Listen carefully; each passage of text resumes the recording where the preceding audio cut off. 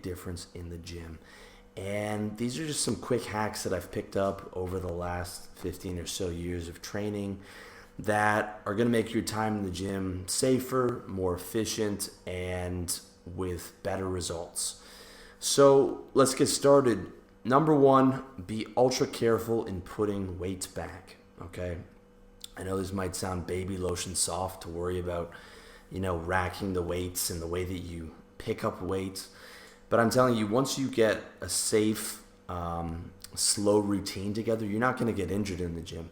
I haven't been injured in more than over 5 years. You can check out my minimalist routine that I do.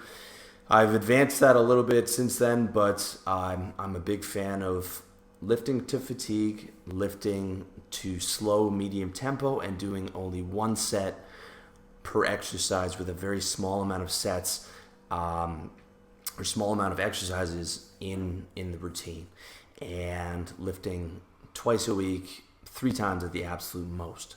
So that has prevented any kind of injury that I've had in the gym for, as I said, over 5 years now. But anytime that the most damage that I've done is literally from not putting weights back properly. And that's just where you get a kink in your neck. If you've got a problem with your neck and your back, like I do, I've got light scoliosis in my upper back. And if I bend down to pick up a weight, I don't bend my knees. I bend from the back, and I'm trying to turn and carry 2 45-pound plates to get back to the weight rack. That's where I'll feel like a kink in my neck, and that's what I call a pre-injury. That means I need to take a couple of days off in the gym and just rest it so that it doesn't get into anything serious. So be super careful with picking up the weights. If you're carrying 2 45-pound plates, bend down like you would with a squat, with knees straight, back straight. Pick them up, back straight. And if you're going to turn, if you're bringing them back to a machine or whatever over here, turn your whole body, okay? Turn the entire body. Don't turn your neck. Keep your neck perfectly straight, and you won't get injured doing that. It's a kind of an important thing, and it's something that I see a lot of guys mess up on. They've got perfect form on the actual exercise, and then they're bending over, picking up the weight, jerking their back, and it's a quick way to get a little injury. Number 2, go early. I'm in the gym no later than 8 o'clock because the gyms don't open until 8 in Thailand. Otherwise, I would be in the gym at 7 o'clock because there's no one else there, and because I have the absolute maximum amount of energy at that time because I train fasted and I train after a caffeine pill, and I do intermittent fasting, so I don't eat till noon, and that means my prime time for energy is 6 o'clock till about 11.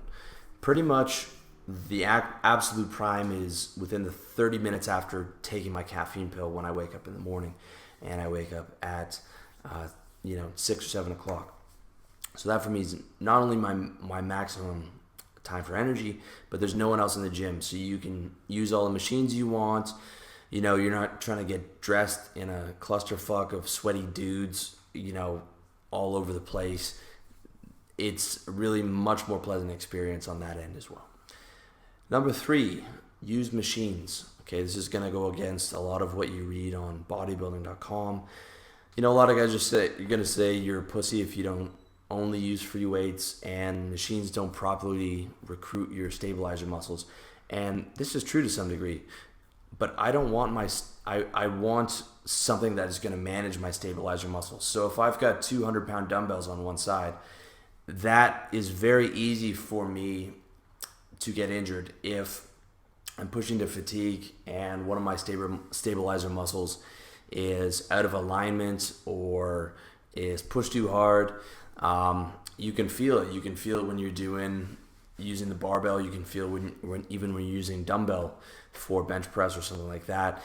It does not feel as secure because you have to recruit these stabilizer muscles. I like to have the machine where the entire arc of the movement is laid out for you, and that way I feel much more in control of the movement if I'm doing like an incline bench where I'm sitting up. and I absolutely prefer that. All you have to do is just add, maybe another 20 pounds to what you're lifting. And if you're lifting to fatigue, you're going to realize if you switch from a barbell bench to a machine bench, your lifts are going to go up by 30 pounds or something like that. And that's fine, just accommodate for that. Keep in mind that the weights are just a measuring system for the strength of your muscular contraction, okay? So you're not going to get small because you start using machines. If you can bench press 400 pounds on a machine, you're huge, okay? It doesn't matter if you're using a machine or not, right? Watch Jay Cutler on the machines. He's bench pressing, 500 pounds or whatever insane amount he's doing.